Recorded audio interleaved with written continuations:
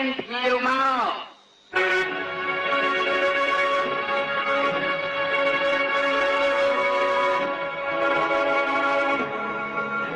គោរពលើកទី1គោរពលើកទី2គោរពលើកទី3គ្រួសារសពអរគុណជាវ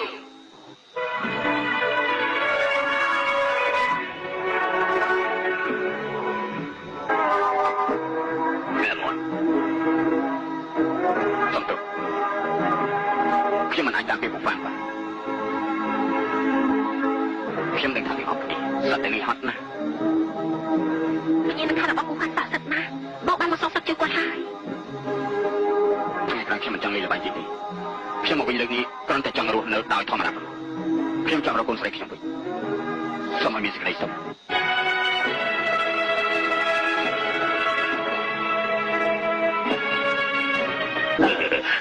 ចាប់លើឡើងមក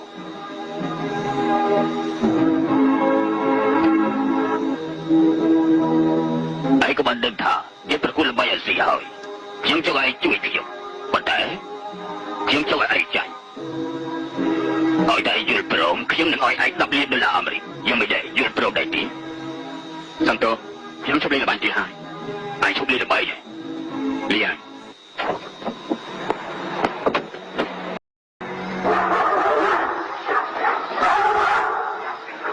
គេអត់ប្រាប់ថាតកូលអីទេគេថាអ្នកនាងជួបនឹងគេនៅបានដឹងហើយ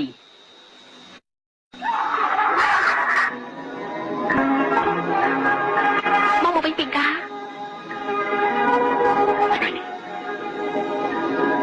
កូនស្រីយើងយ៉ាងម៉េចដែរ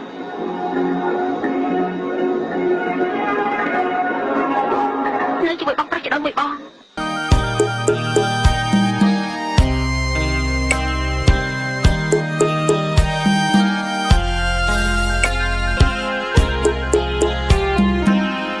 បងច្រៀងចម្រៀងផ្ញើជូនស្រីមុំ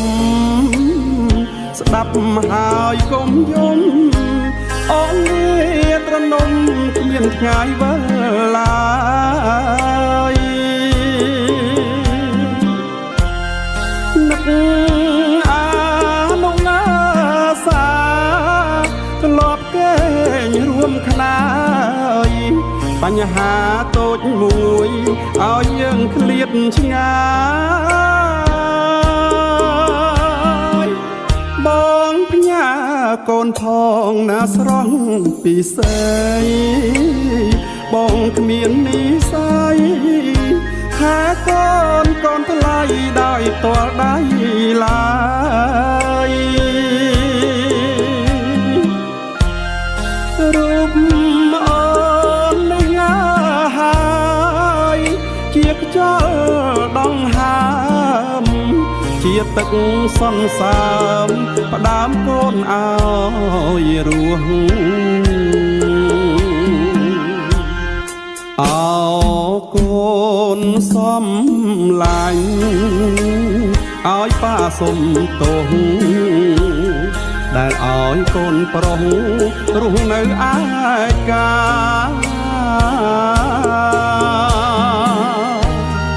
ខ្វះភាព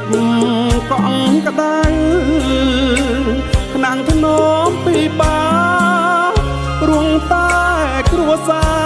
រដែលដល់ផ្លូវបែកយប់ស្ងាត់ជ្រងំប៉ាយំនឹកកូនពេលនឹកម្ដងចង់ស្ទង់ត្រកងបីបំកាយា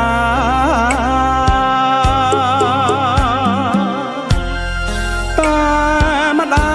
យកូនណាថ្លៃគ្មានក្ដីមេត្តាចង់ផ្ដាច់វាសនាប៉ះនឹងរូបកូន